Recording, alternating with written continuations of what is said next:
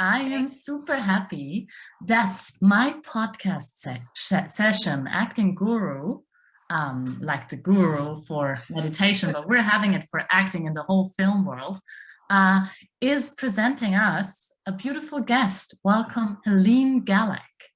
Thank you so much, Lisa. I'm happy to be here on the other side of the world.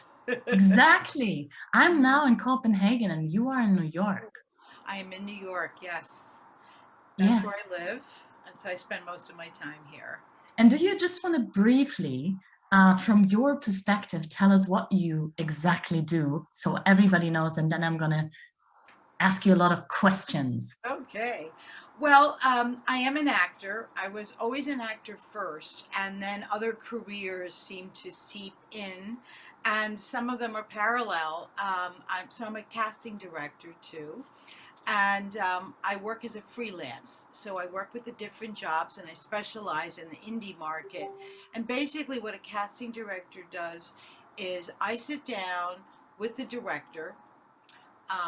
We look at the roles that need to be filled, whether it's a web series, a film, stage, musical, cabaret. And I try to get a feel of the character. You know, we talk about the ages. I'm a big proponent for casting authentically, and really, so that if an actor is South Asian, non-binary, even autistic, Mm. I find the actors who actually are that identity. I think that's very important. And so I try to say, okay, can we go a little younger? Can we go a little older? Can we go a little taller? I try to see first, how the director, how much the parameters can be pushed for each part. I love that. And then we start talking. So then I ask them, when are the dates, either the opening nights or the shoot dates? When do you want to have auditions? How many do you want to have? Now, most people now, the first, even if the world goes back to where we were, it's really working where the first audition is self-tape, because It it's an is. easier way to weed out what you're looking for. Because sometimes, even as creatives, we have an idea of what we're looking for, but you don't know it till you see the person. And this way, it saves a person time, and we can go through and then we'll do the callbacks. Now, my last couple productions, the first callback was on a live Zoom, but the Yeah. second callback was live, and that was exciting because it was a Mm. stage play. We're like, oh my God, we're seeing people again. So anyway, I get those dates, and then we talk. When would you like the submission deadline to be? When do you want, and what do you want? Do you want actors to do a monologue? Do you want them to do Mm-hmm. sides? How should they slate? So I get all the information out, and then I put a casting blurb. There are some casting platforms. I have my own page on Facebook, Helene Galek Casting, but I also keep files of people. I go to see shows. I've just seen about besides seeing about 4 to 5 Broadway shows in the last couple of weeks, I also saw 4 to 5 shows of my friends. And Wow, I I love it. always tell actors, I just wrote to some actors that I saw, they don't even know me, but they had their email in the program. And I said, oh, please send me your materials, because I really Oh, liked your work. Now, interestingly enough, you would think every actor would jump on that, and they don't. So it's very interesting. I have not heard. interesting. Yeah, that happens a lot. I'm not sure if it's a hesitancy or they don't think anything will come of it. Mhm. Um, so anyway, that's what I do. And then when we get the actors, now some directors say just schedule them. Some directors want to see every submission first and Yeah. give a yay or a nay, and then we set it up.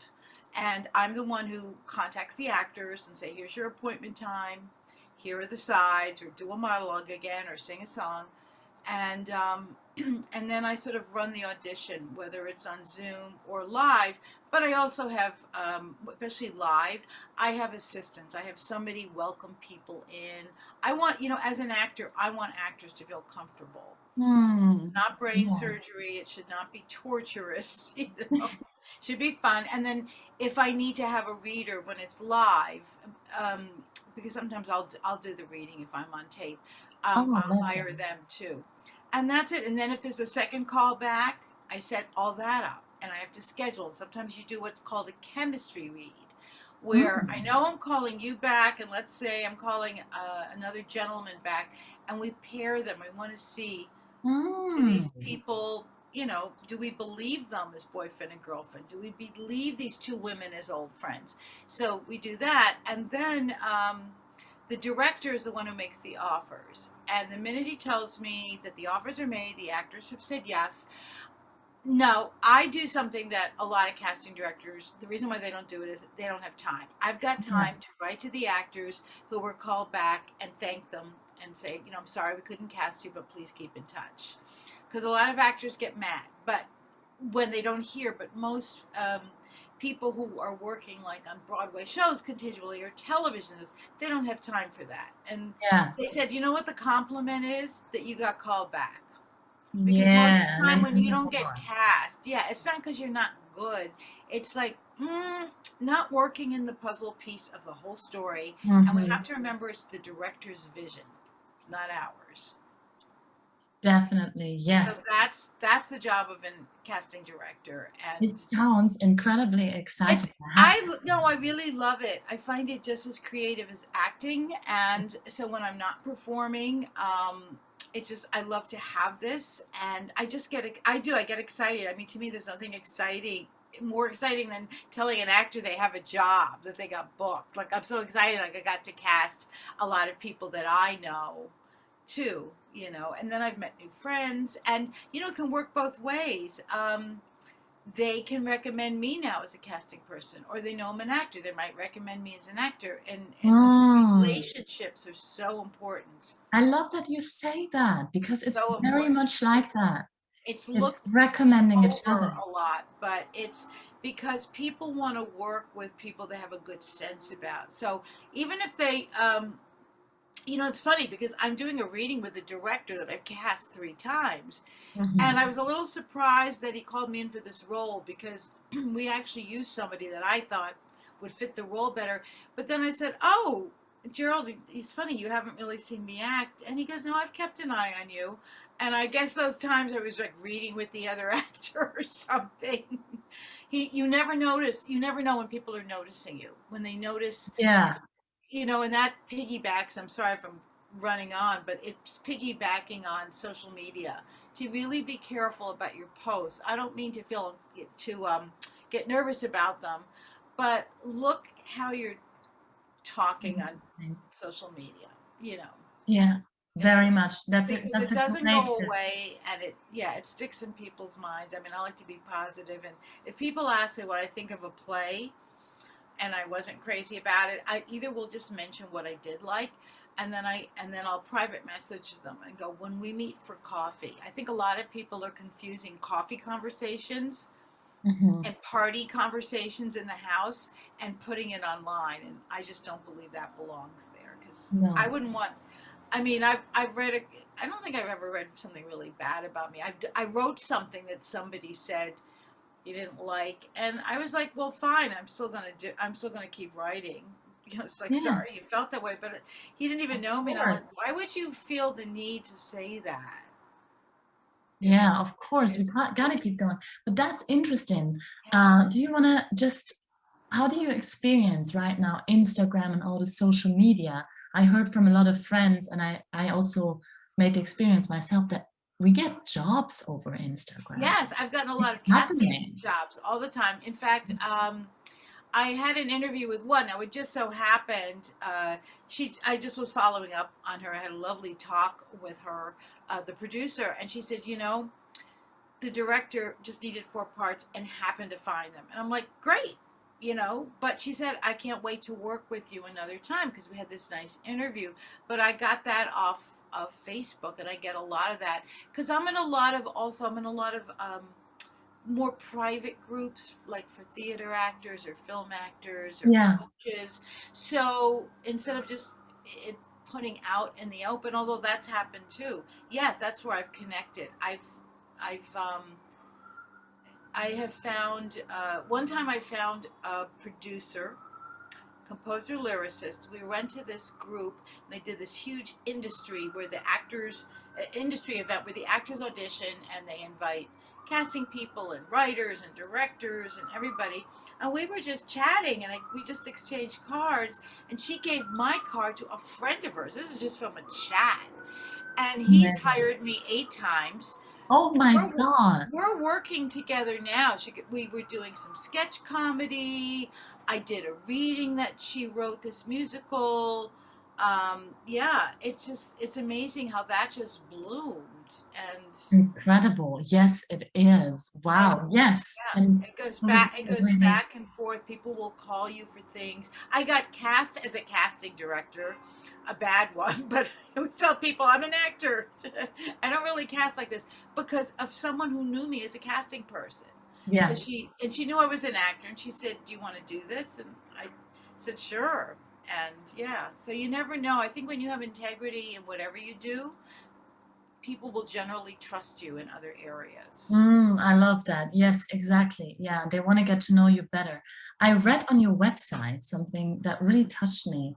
You have the story where you wrote that when you were young, you wanted Yeah, to live in New York, right? yeah, yeah. And now you're living in New York. Yes. And I still get goosebumps, Look at it's you. still hitting me. I'm still like, I love that you put this little super touching story on your website and tell me about it. Like, who was that little girl that That dreamed of? 5-year-old. You know, it's funny because that's when had my first dance recital, and that's when I said I want to be a performer. Because when you're 5, all you don't have all that stuff in your head as we do as Yes. adults, like, oh, maybe it doesn't work, maybe this isn't going to work out as a performer. No, you just do what feels good and what you like. And I started with dance. So at 5, I was in my first dance recital. I had 2 numbers, a ballet and a tap, and we were in one of these old. I'm from upstate originally, upstate New York, and we Okay. were in one of those old high schools, and they had big auditoriums, and we were in costume and dancing. And I know a lot of kids got stage fright, or they stayed and cried, or they got Mhm. the steps messed up, and I just went out there, and I don't know, it just, it's like it felt right. I mean, I was like that with sports too. I was really good in sports, but we took our first trip to New York. So I'm from Albany, which is, the capital of New York, and it's Yeah. only 2.5 hours away. So you could do a day trip.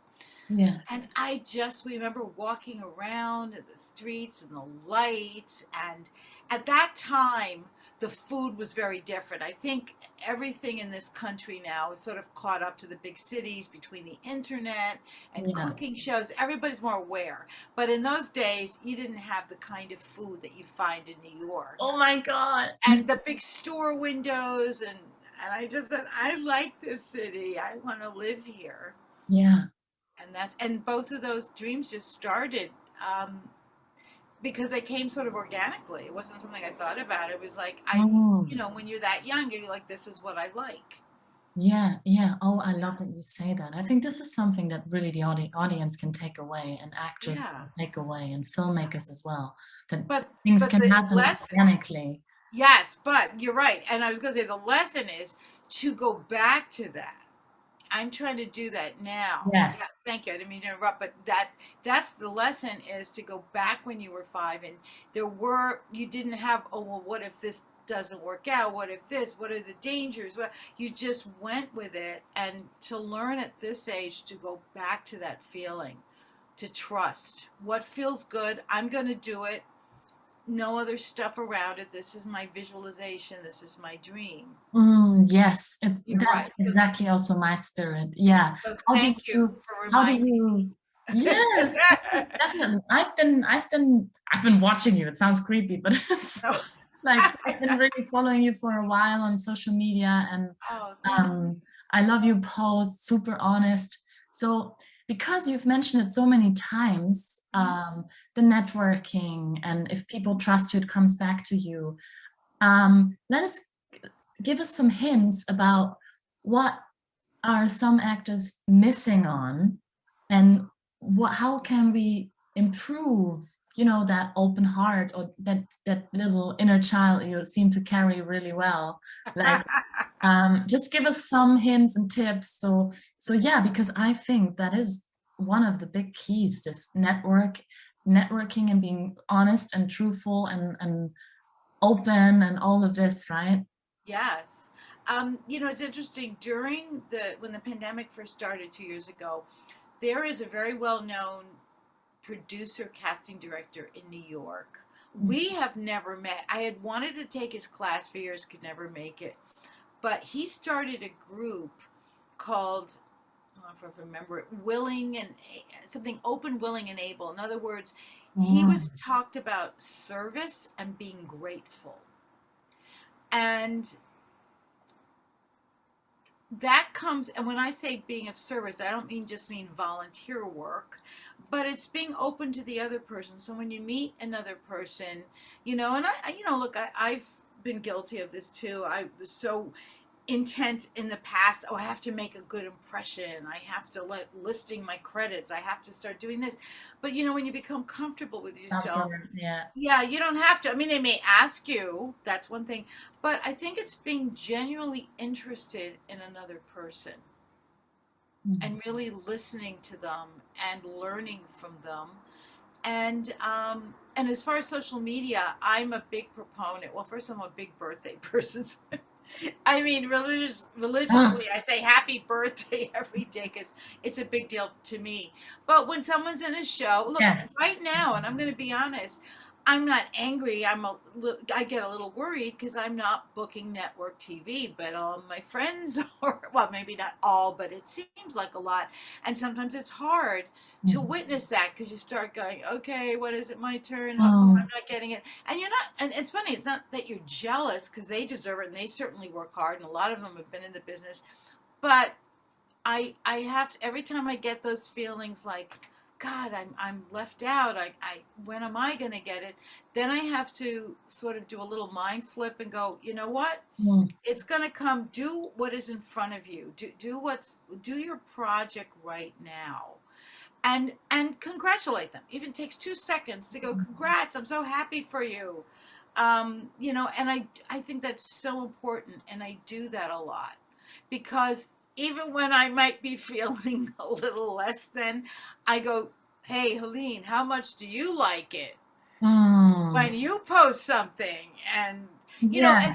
and sometimes when you're envying somebody else, they could be looking at you and envying right back. So that's why you got to drop that and just get inspired and happy for them.